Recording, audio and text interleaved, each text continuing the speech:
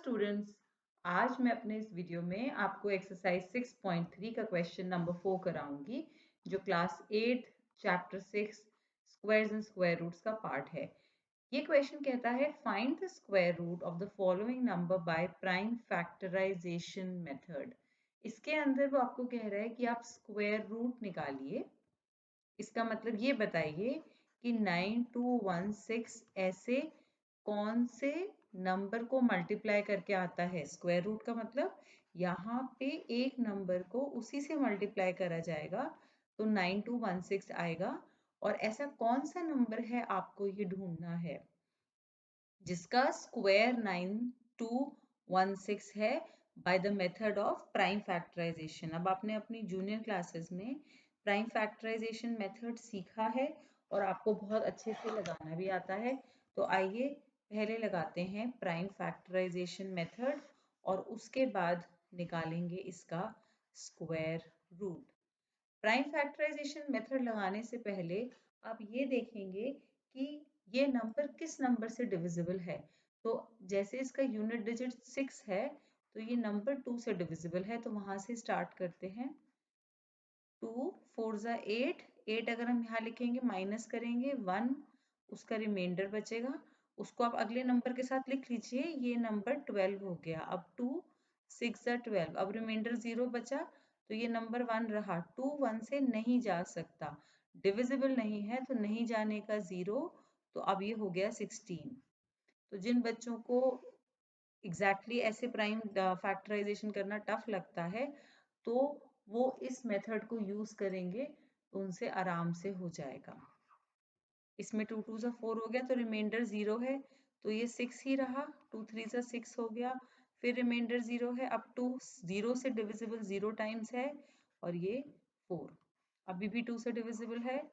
2 1 ज़ा 2, फिर से 2 1 ज़ा 2, 1 रिमाइंडर बचा, ये 10 हो गया नंबर। तो 2 5 ज़ा 10, फिर 4 को डिवाइड कर दिया।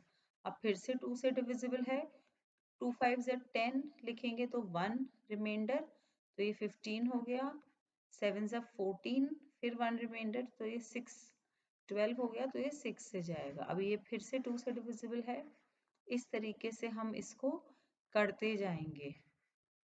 288, फिर ये 2 से जाएगा, 144, काफी सारे 2 आ गए हैं, 72, 36, 18, 9। अब इसको यहाँ पे कंटिन्यू करेंगे तो ये 9 से गया 3 3 ज़ा 1।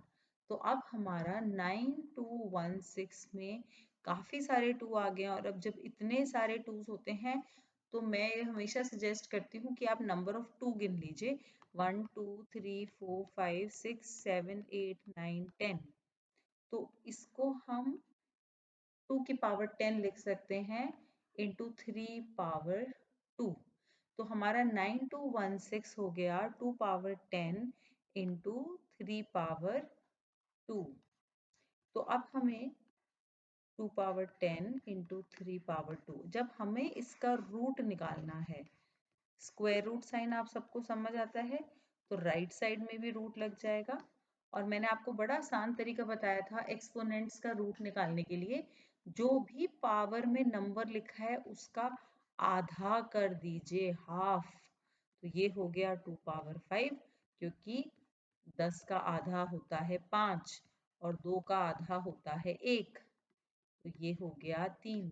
2 की पावर 5 का मतलब 2 को 5 बारी लिखिए इंटू 3।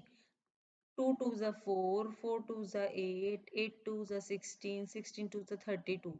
यहाँ तक बोल बोल के मल्टीप्लाई कर सकते हैं। अब ये 32 इंटू 3 आप रफ में कर लीजिए, या यूनिट डिजिट फिर टेंस डिजिट मेंटल मैथ से करना चाहें उससे कर लीजिए, कैसे भी करके आप निकाल सकते हैं।